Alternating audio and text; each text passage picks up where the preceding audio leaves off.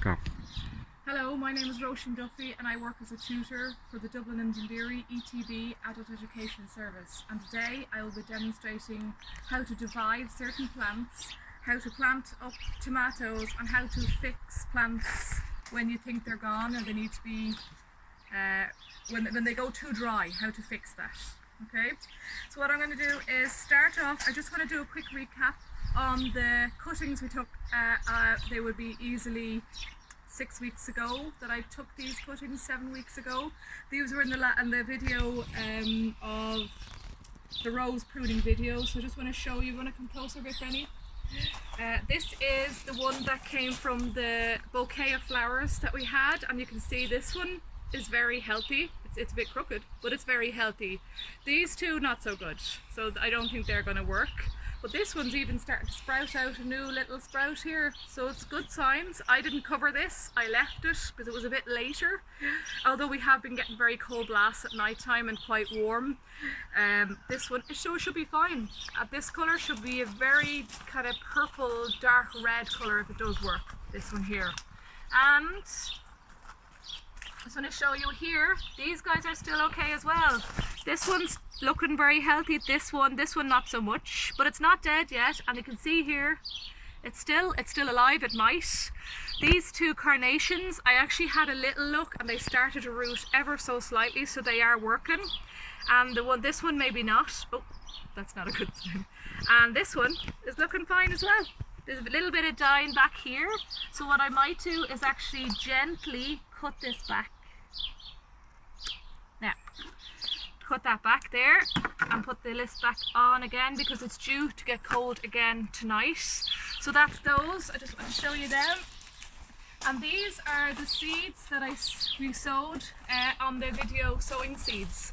So this is pepper here. You can see the pepper plants are looking quite big, and this little fella, yeah, these are looking okay as well actually. These are the yeah, they're looking fine as well. They're all looking grand. So they're going, when these pepper plants should be maybe about this size, I'll take them out of here. But because we spread them out, they'll be fine there. I also covered them in cling film, and what I did, I was trying to mimic a greenhouse. So I did that, and it actually, after 2 or 3 days, this one shot out. So it did work. So I'm going to put this down here. Now, next I want to show you how to divide a rhubarb. Now this rhubarb plant, I accidentally forgot to water it, so I had to re-soak it, and then I had to make sure it was still alive, and I saw a little tiny sprout coming out, so it is still alive. So from this plant, thanks to Ed who gave me this, I've gotten 4 other plants off it, 4 other crowns. And this is actually one of them, just waiting to go down to my parents' house in Wexford. So that's one of them there. Should not be in this size pot, it should be in the ground or much bigger container. But just for the moment, this is just to get down to Wexford. You can see, so it's looking quite healthy there. So how do we divide? With regards to rhubarb, do you want to come a bit closer there, Brenda? I just want to show. This would be easier when it's got leaves and buds, but it does have a few little buds coming out. But can you see here, there's 1, 2, 3, 4 sections there. So it's telling you this is the center part here, or you can go this way. So just for the moment, I'm going to go this way. And with a spade or something sharp-ish, we push down. We do it in the ground, make it easier.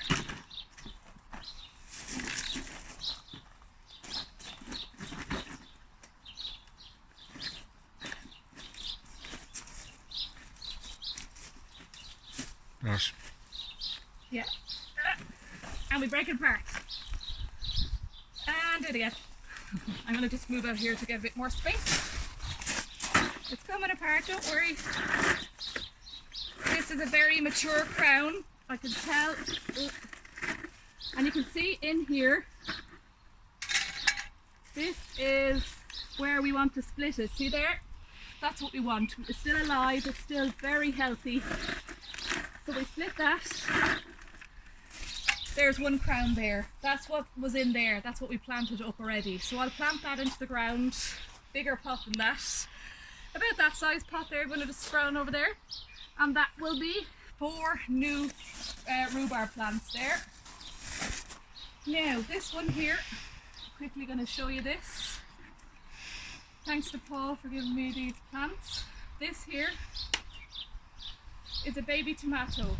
So normally you'll be able to buy tomato plants, seedlings, things in any garden centre, but because of the lockdown they're not open yet. They will be open I think by the end of May, but they're not, as of today, they're not open. So this is grown from seed. So usually when you have it in this size pot, you would transfer it into a bigger pot. This size pot, let it get a bit bigger, and then put it into a bigger one. But with tomatoes, you actually need to, about this size pot. This is a 10-litre pot. This is a good size pot for a tomato plant because they grow so big, so quickly. And they're nearly finished by 3 months, 4 months. They'll nearly be gone. So it's such a vigorous grower. So I'd let it go a little bit bigger and then I'll put it into this. I would keep them inside. But I know people are tempted, unless you have a greenhouse outside, I wouldn't put them out in the sun yet. If you put them out around the end of June, start of July, you'll be lucky if you got flowers and fruit by September, and then they have to ripen after that.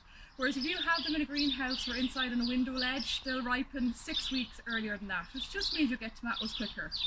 I prefer to grow tomatoes, cherry tomatoes. I just find they just grow smaller, neater. There's trailing, hanging ones called Tumbling Tom. There are, you can buy yellow ones, orange ones, beef tomatoes. There's loads of different types. Just remember, when you have them, you need to cane them. That's this here, you need this. And when you're doing it, you need to clip them. Either tie them with twine. I wouldn't clip it at this stage because it's so teeny tiny, but tie it with twine, or you can get these little clips. They're like pegs but roundy, and they clip on, and it's just so much handier. You just clip it up along because it just won't support itself. It'll break if you let that grow naturally. Also with tomatoes, you have to, it's called trusses. One arm will go this way and one arm will go this way. You need about 3 of those arms, but in between this bit will grow out another part of leaves, and we don't want too many leaves because that's going to take away from your flowers, from your fruits. So you need to remember just to pull them out. You just pinch them out, that's all you do. When I had tomato plants, I used to water and feed them liquid food every 3 days, but the correct amount. So what I mean by that is you have a watering can here. This is a 10-litre watering can. It'll say 1 cap per watering can. Put in the 1 cap. Don't put in 3 or 4. That's just wasting your time. That's silly. So just remember that, and I did it every 3 or 4 days. I did that. I watered my window boxes, everything with tomato food. Very important to remember that, tomato foods. Then I just want to show you really quickly as well. This is an example of a rose bush that was left neglected. You can see it's neglected there, but there's a bit of life. You see a little bit of life here. So what you do is you just prune back all the dead bits. Remember we talked about it before, disease, damaged, dead wood, all the 3 Ds. We cut them back, keep cutting back here. Put back all the dead wood. There's a fair lot of dead wood on this. Don't cut the only alive bit there. And this will grow back if I give it a good drink of food. Now what I like to do is give it food, plant food. A good, that's really concentrate. So, and then if you do that, it will actually work. That will come back to life because this is exactly what it looked like last week. This is it now. After I got a bit of food, about 2 or 3 weeks, that's what happens. So it does work. Keep an eye on it. If you let your plants go too dry, like this is absolutely bone dry, this one. Bone dry. You can feel how light it is. You need to put it into something that doesn't have holes in it. Soak it, hold it down so that the bubbles, the air bubbles go, and it'll suck up like a sponge, and keep topping up the water for as much as it's needed. Now that wouldn't take up that much water, okay, that's because it's only a small one, but that's how you do. You have to soak it and leave it overnight.